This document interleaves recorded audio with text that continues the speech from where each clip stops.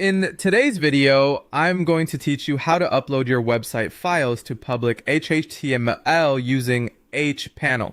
If you're ready to put your website online, this is one of the most important steps in the process. We'll be working inside hPanel, opening the file manager, preparing the main website folder, and then uploading your site files correctly so your website can load as expected. To begin, log into your hosting account and go to the website section. From there, click Manage for the website you want to work on. This will open the settings and tools for that specific site. Once you're inside, find and open File Manager. This is the area where you can view, organize, delete, and upload the files that make up your website. After File Manager opens, go into the public directory. This folder is important because it's the main root folder for your website. In most hosting setups, anything placed inside public/HTML becomes accessible on your domain, so this is where your site files need to be uploaded. Once you're inside public HTML, look for a file called default.php.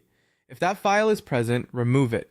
This is usually a default placeholder file added by the hosting environment, and if you leave it there, it may interfere with your own website's homepage or cause the default page to appear instead of your actual site.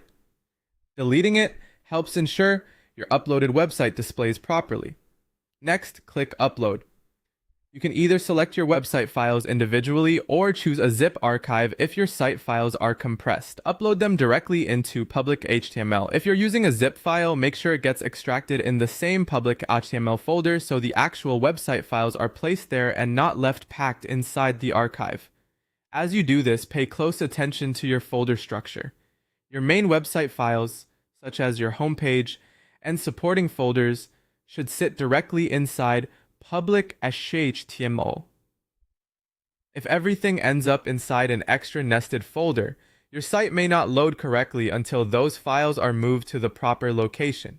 Once the upload is complete, your website files should now be in place. At that point, your domain should begin serving your uploaded site instead of any default hosting page. That's it. You've opened File Manager, cleared out the default file if needed, and uploaded your website into public/HTML.